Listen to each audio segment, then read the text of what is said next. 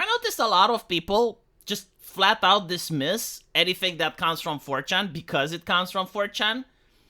But it's very interesting because oftentimes you can have an event, like a mass shooting or something, and the mainstream media says that, well, we don't know the motive, we don't know the reason, we have no idea what it happened. And then you go on 4chan, it's like, here's the picture of the guy, this is the entire social media account, this is what he ate for breakfast, this is the type of dog that he had. And, you know, like, you're getting, like, more information from an anonymous image board than you're getting from, like, the official media channels. And it's kind of weird, you know, like, 4chan has a bad reputation. I kind of understand why, because in the past, like, again, it was an anonymous image board, and, like, criminals and murderers have posted the pictures of their victims there. But, like, as of my knowledge, 4chan has always collaborated with the government, with the police, and helped them track these people. However, you know, it is what it is. I guess it's dangerous because it says the N-word. But from what I noticed is that now 4chan is pretty much like how Reddit used to be in 2016. Like, it's far more watered down than the 4chan that I used to go back in my youth. And a lot of the stuff that you find there can actually be informative. This one, for example, is a person explaining how the DOGE initiative actually came from Obama and why the Democrats can't just strike it down. So, you know, I find this and then I wonder, like, whoa, is this real? Like, is this person actually passing legit information? And I will show to you that, yeah, no, it's actually real. So apparently, this person is a lawyer and read the Trump's DOGE executive order expecting that what the mainstream media is saying about it to be true. That maybe it's some illegal power grab. But it turns out to actually be airtight. He claims that Trump and Musk didn't create anything, but Obama did. Obama created the United States Digital Service in 2014.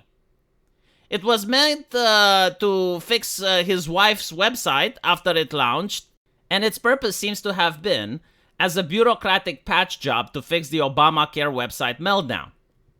So now we find ourselves in 2025. And Trump takes this department that's already existing and renames it to DOGE, the United States DOGE Service. He keeps the acronym, keeps the funding, but gives it a new mission to find the receipts. Like, how was the money spent? Legally untouchable because it was already fully funded and operational. Trump invokes 5 U.S.C. 3161, which allows him to create temporary hiring authority. So, like, all these people freaking out about, oh, like, these teenagers, 18-year-old, 19-year-old, auditing the government. Well, they're kind of, like, deputized by the president. Like, the president has the authority to deputize them for a short amount of time in order to perform his work. Kind of like a sheriff, you know, like, he deputizes a deputy, and, like, he is invested from the power of the state through the sheriff. DOGE teams get embedded inside every single federal agency. Each team consists of a lawyer, an HR representative, a Zoomer nerd, and an investigator. So it's interesting, like, how small the teams are. Like, they're built around efficiency, right? Like, if the government would try to create, like, a committee, it would probably be at least 1,000 people just for, like, one agency. But, like, they're like, no, we're going to have, like, a lawyer, an HR representative, a Zoomer nerd that knows computer, and an investigator. So these people report to DOGE, not to the agency that they're embedded in. And then Trump invokes 44 U.S.C. Chapter 35, which governs federal ID and cybersecurity oversight. Since the USDS was originally an IT oversight body, DOGE now has full access to all federal data systems. Yes, all of them. Executive order is written to block legal challenges. So, like, again, people are freaking out. It's like Elon Musk has access to your data. Well, it's actually the government that has access to your data, and the government can deputize private people as private contractors. And obviously, like, they have to sign various NDA and agreements and other contracts and make sure that the data security is being provided. But again, like, this is what the American people have voted for. Like, this is not something that is done on a whim. Like, Trump actually campaigned saying that this is what he's going to do. Like, he campaigned next to Elon Musk And he said that if he wins, he will get Elon Musk to audit the government. And yes, like obviously this means the person seeing the data. And like I don't even know if Elon Musk himself sees the data. Like usually the way these things are done is like the Zoomer nerd would sign an NDA that he doesn't disclose, copy, or manipulates the data in any way. And his job there is not to keep the data for himself, is to actually get the receipts, right? And like the data that's required for the particular receipt gets to be stored, while the data that's not relevant should remain on the computer. Like I assume that's how it works, right? Like this would be the legal manner in which you can do this. So the executive order is written to block legal challenges, and it also includes language that overrides conflicting executive orders. Orders every agency to comply. Refusing means that they violate the president's authority. Congress can't defund it because it's not a new program. It's just a repurposed one. The Department of Justice can't sue for overreach because Trump uses existing laws exactly as written. The Democrats are trying to file legal challenges, but they run into standing issues because DOGE operates within the existing frameworks. Obama literally built the perfect deep state IT backdoor. Trump and Musk just hacked the system and took the admin controls. Musk now has legal oversight of every major agency internal systems. The deep state can't stop it without rewriting multiple federal laws. So they legally outplayed the system, and there's nothing anyone can do about it. And turns out that if this is true, Obama created DOGE. And so if this is true, it's very interesting because the left has consistently broke certain principles and norms without thinking that it can be used against them. A really nice one is during the COVID pandemic, they pushed for the idea that everyone needs to be vaccinated. So in other words, they didn't care about my body, my choice anymore and the secrecy of the doctor-patient confidentiality. It's like there's no confidentiality. You gotta show to the entire world your QR code to prove that you were vaccinated, to prove that you had the medical procedure. And so they didn't care about the principles. And so the people that were pro-lifers, they said, well, hold on a little bit. Like, it's not my body, my choice anymore. Oh, that's wonderful. Well, then I guess we can repeal Roe v. Wade. And that's literally, the energy and the cultural shift that Roe v. Wade got repealed on. Because the left, they only thought about in the now. Like, now is the hysteria. Like, the mainstream media told us that everyone needs to get vaccinated.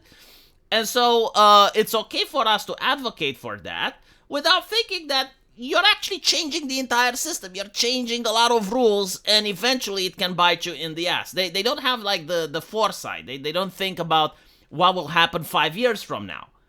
And it's the same thing that apparently happened here when Obama created this agency, that he never thought that a right-winger will eventually get in power and use this agency in order to start destabilizing parts of the systems and expose corruption.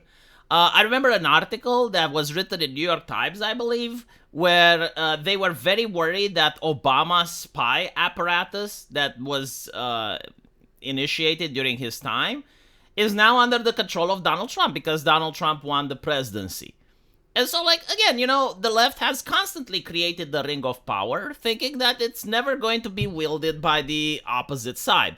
The whole cancel culture on the internet, right? Like the whole trust and safety councils, the whole morality that cancel culture is good, that cancel culture works, right? Like censorship works.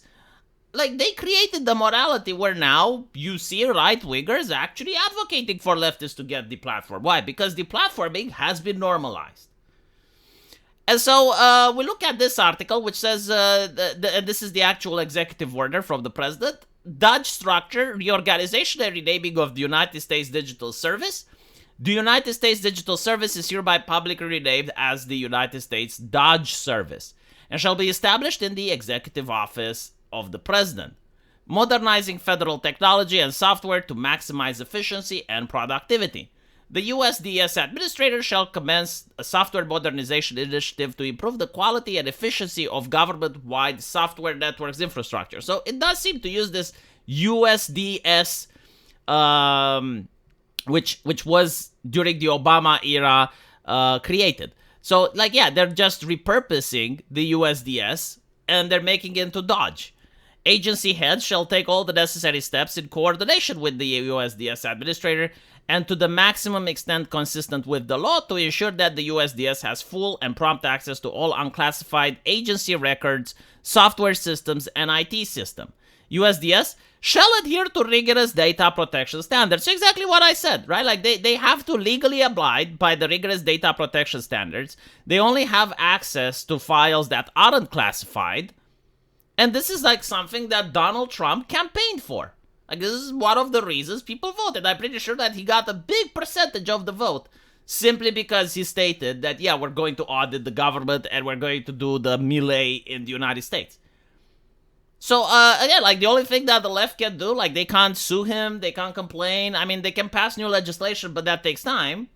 So the only thing that they can do is to try to win in the public arena. They can try to use the press in order to do negative PR, but this is another tactic that Trump is using, which is to bombard with executive orders to the point that the media doesn't know what to talk about anymore. They don't know what to focus on anymore. Like there's so many things happening that they have to actually waste resources, and I'm looking at the New York Times, like important stuff that the left will focus on gets pushed down because like so many other news is flooding the main page and people just don't see it.